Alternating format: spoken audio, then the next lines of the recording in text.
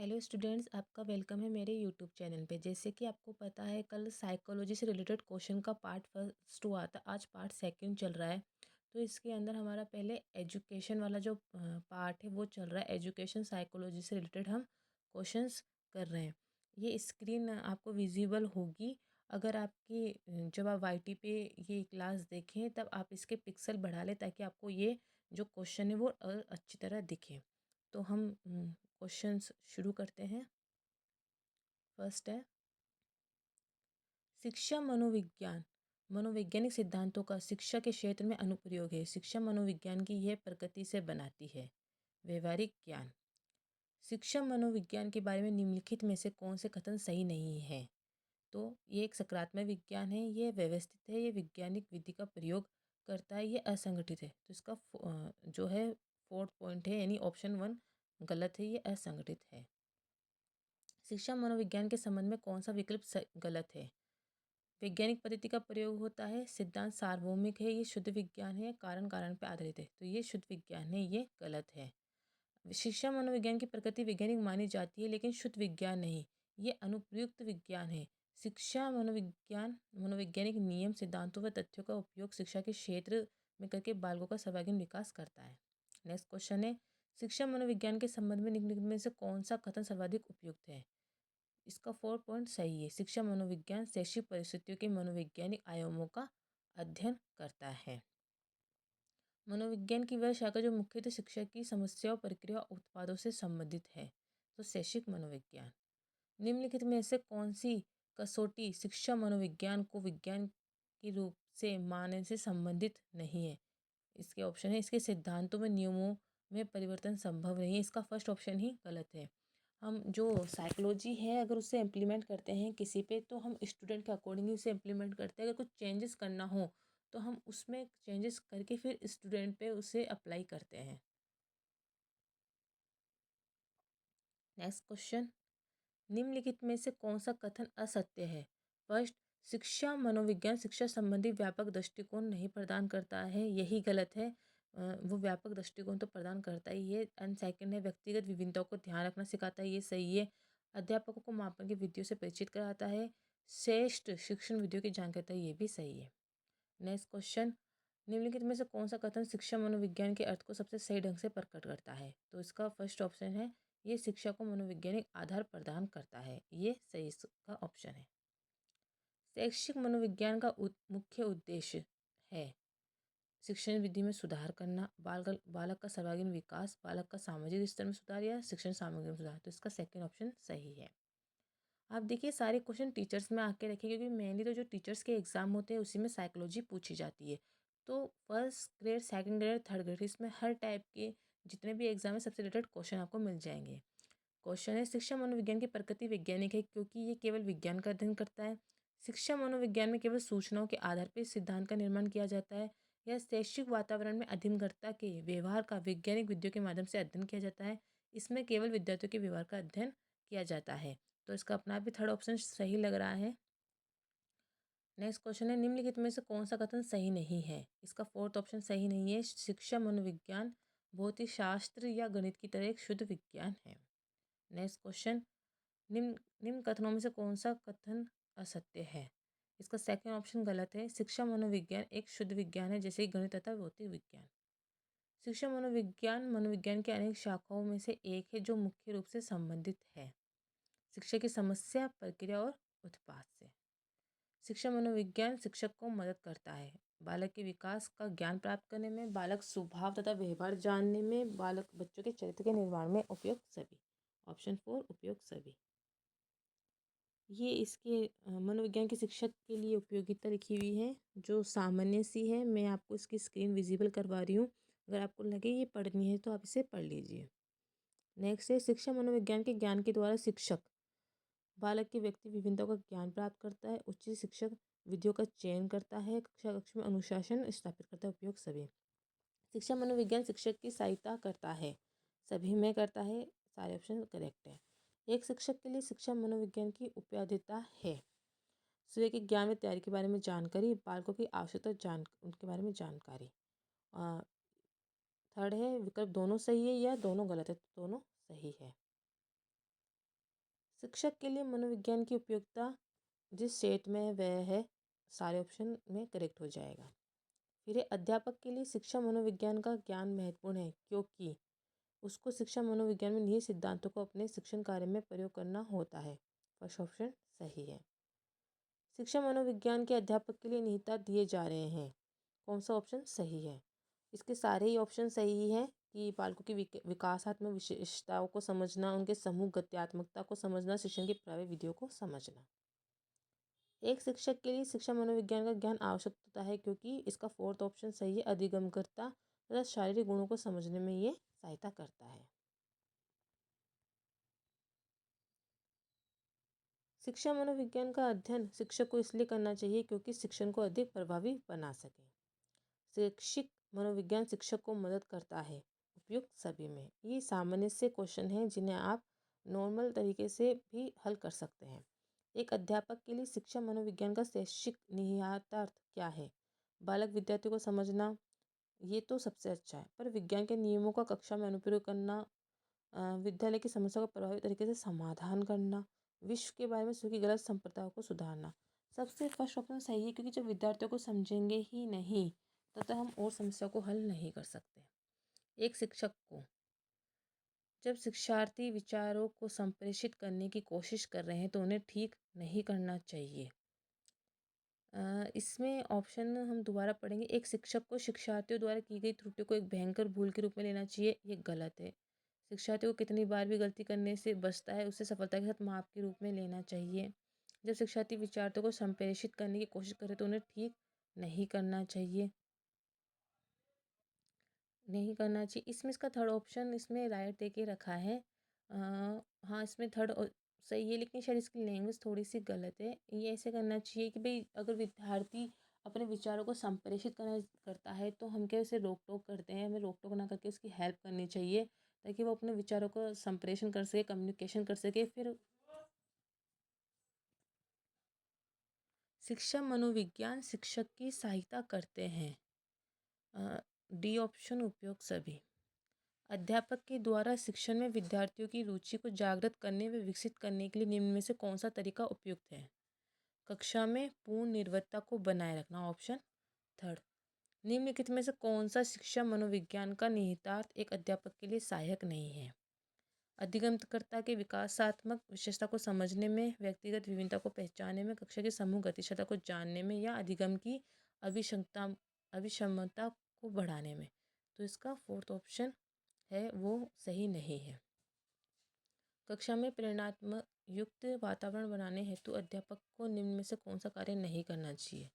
Option second, कक्षा में प्रथम आने वाले बालक की प्रशंसा करके कमजोर बालक को और मेहनत करने के लिए प्रेरित करने का प्रयास करना। शिक्षण के समय शिक्षक को आवश्यक रूप से ध्यान में रखना चाहिए विषय व शिक्षार्थी दोनों के बारे में। निम्नलिखित में से कौन सा कथन शिक्षा मनोविज्ञान के महत्व के संदर्भ में सही नहीं है? ऑप्शन थर्ड, यह विद्यार्थियों की कमजोरियों व असफलता को नज़रअंदाज करने के लिए प्रेरित करता है। मनोविज्ञान ने शिक्षा को बना दिया है बाल केंद्रित, ये इसके ऑप्शन है उपयोगिता। शिक्षा मनोविज्ञान का केंद्र है बालक। शिक्षा मनोविज्ञान का मुख्य केंद्र बिंदु है, इसका ऑप्शन है टू।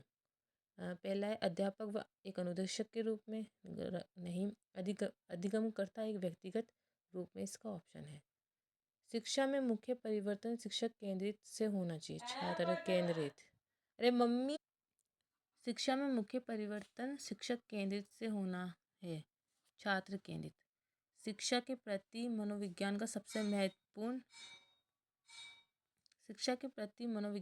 महत्वपूर्ण योगदान निम्न में से कौन सा है? अध्यापक द्वारा उचित शिक्षण विधियों को अपनाए जाने में सहायक होना। निम्नलिखित में से कौन सा कथन सही नहीं है? ऑप्शन फोर, शिक्षा मनोविज्ञान हमको शिक्षा के उद्देश्य को प्राप्त करने के तरीकों के बारे में नहीं बतलाता है, ये गलत है। परिशिक्षणार्थियों हेतु शिक्षा मनोविज्ञान का आधारभूत कार्य क्या है? छात्र की समस्या, व्यवहार और आवश्यकताओं के लिए अंतर्सूच विकसित करना। निम्न में से कौन सा शिक्षा मनोविज्ञान का कार्य नहीं है? फोर्थ, असामान्य मनोविज्ञान वाले व्यक्तियों को समझना। शिक्षण अधिगम में मनोविज्ञान के महत्व के संबंध में निम्नलिखित में से कौन से कथन सही हैं? इसके सारे ऑप्शन सही हैं। निम्न में से कौन सा कथन शिक्षा मनोविज्ञान के महत्व के संदर्भ में सही है? थर्ड यानी 1 to 4, ये विद्यार्थियों के व्यवहार में उचित परिवर्तन लाने में सहायता करता है। शिक्षक में शैक्षिक समस्या को सुलझाने के प्रति सकारात्मक अभिवृत्ति विकास करता है।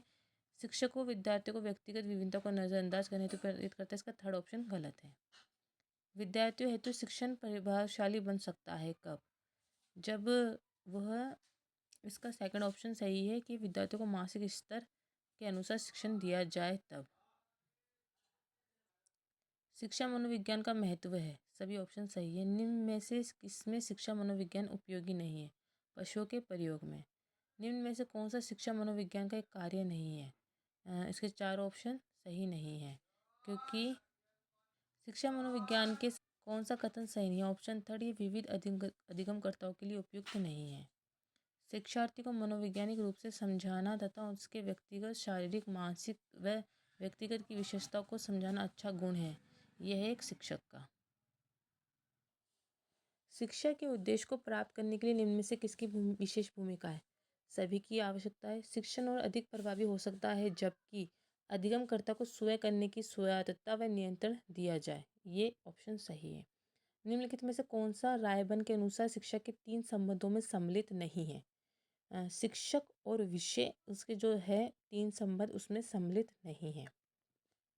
और निम्नलिखित में से कौन सा शिक्षक मनोवैज्ञानिक के अध्ययन की वस्तुनिष्ठ विधि नहीं है? आत्मनिरीक्षण विधि वस्तुनिष्ठ विधि नहीं है इसकी। शिक्षा और मनोवैज्ञानिक का उभयनिष्ठ लक्ष्य है। इसका ऑप्शन इसमें से शायद कोई सा ही सही नहीं तो है इसकी व्याख्या। शिक्षा का संबंध संपूर्ण मानव जीवन से है, जबकि शिक्षा मनोविज्ञान का संबंध शैक्षिक वातावरण के व्यवहारिक अध्ययन तक ही सीमित है। समस्या समाधान स्थिति के बारे में संज्ञानवादी कहते हैं ये चिंतन प्रक्रिया पे आधारित है। निम्नलिखित में से समस्या समाधान को क्या बाधित नहीं करता है? मोर्चाबंदी यानी एंटरटेनमेंट उसको बाध्य नहीं करता है। परिवार बच्चे को निम्न प्रकार से शिक्षा देता है अनौपचारिक रूप से। किशोर शिक्षा में निम्न में से कौन सा उपागम सबसे उचित है? जीवन कौशल शिक्षा। निम्नलिखित में से कौन सी शिक्षा मनोविज्ञान की प्राचीन विधि है? अंतर्दर्शन विधि। शिक्षा मनोविज्ञान की प्राचीन विधि अंतर्दर्शन विधि को आत्मनिरीक्षण विधि भी कहते हैं। इस विधि में स्वयं के व्यवहार को अवलोकन किया जाता है। बाल मनोवैज्ञानिक संबंधित है। ये सारे ही ऑप्शन सही है बाल मनोवैज्ञानिक में। राष्ट्रीय शैक्षिक अनुसंधान व परिषद ने बुद्धि के शिक्षण के लिए कौन सा विभाग खोला है? मनोवैज्ञानिक विभाग। नेक्स्ट क्वेश्चन है, निम्नलिखित में से कौन सी समस्या शिक्षा मनोविज्ञान के क्षेत्र में आती है? शैक्षिक पिछड़ापन।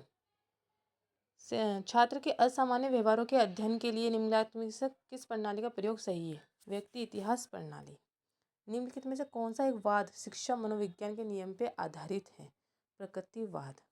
आत्मनिर्भरता शिक्षा का तत्कालीन उद्देश्य होना चाहिए, ये आदर्श वाक्य है गांधी जी का। एमएस नीगर टी के अनुसार यह शिक्षा है और इसका उद्देश्य लोगों के दृष्टिकोण और प्रथाओं को बदलना है। यह है विस्तार। विस्तार एक शिक्षा है, ये इसका ऑप्शन है। शिक्षा मनोविज्ञान में किस स्तर के मापन का न्यूनतम प्रयोग किया जाता है? थर्ड, आनुपातिक मापनी। ये क्वेश्चंस आपको याद करने होंगे। इसके बाद है, निम्नलिखित में से कौन सी छात्र केंद्रित विधि नहीं है? छात्र केंद्रित विधि व्याख्यान का ऑप्शन होना चाहिए इसमें। हाँ, व्याख्यान इसका ऑप्शन सही है, ऑप्शन फर्स्ट।